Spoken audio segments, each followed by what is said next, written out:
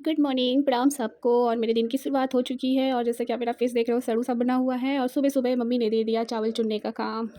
उफ़!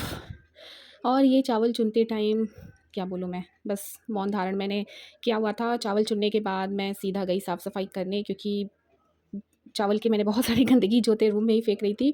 बहुत ईज़ी होता है ऐसे। तो उसके बाद मैंने किया साफ-सफाई और साफ-सफाई करते-करते इतना पसीना हो रहा था कि पूछो मत। मतलब आज तो लग रहा था कि बैक टू बैक काम का दिन ही था।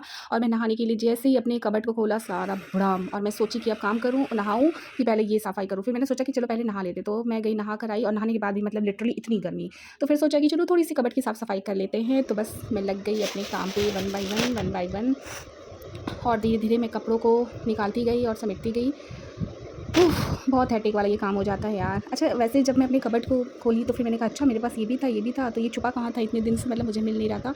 और वैसे भी अब स्कूल जाने का टाइम आ रहा है, सारी छुट्टियाँ ख़त्म हो रही हैं, तो एक-एक चीज़ें जो मिलती जा रही थी, बड़ा खुशी हो रहा था कि चलो ठीक है, ये भी काम आएगा, ये भी काम आएगा। तो ये देखो मेरा अंबार, मेरा पहाड़ मतलब मेरे पसीने छूटने वाले हैं और पसीने तो ऑलरेडी हो ही रहे थे। मतलब इतनी गर्मी है तो क्या करूँ यार, पसीने तो बहुत ही होते हैं। और उसके बाद मैंने कैमरे को किया सेट। उसके बाद मैं वन बाय वन अपने और ऋषिस के कपड़ों को लगी सेट करने।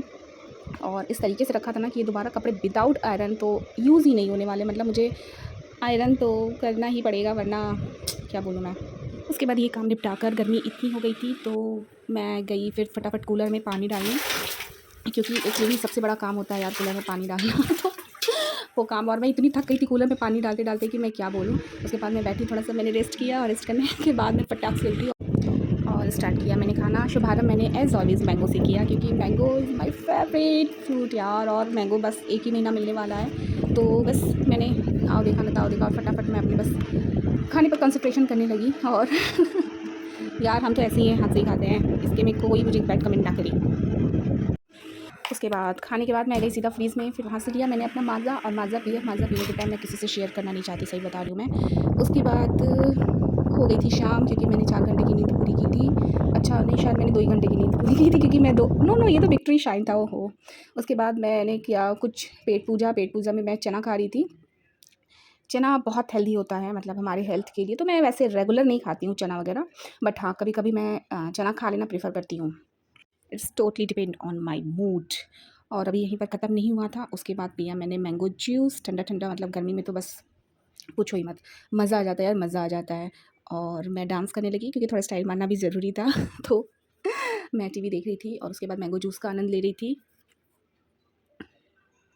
मैंगो जूस का आनंद लेने के बाद, ठूसने के बाद मैं गई ऊपर छत पे, क्योंकि गर्मी का टाइम है तो मैं थोड़ा चली जाती हूँ छत पे शाम के टाइम में, बहुत गर्मी होती है नीचे।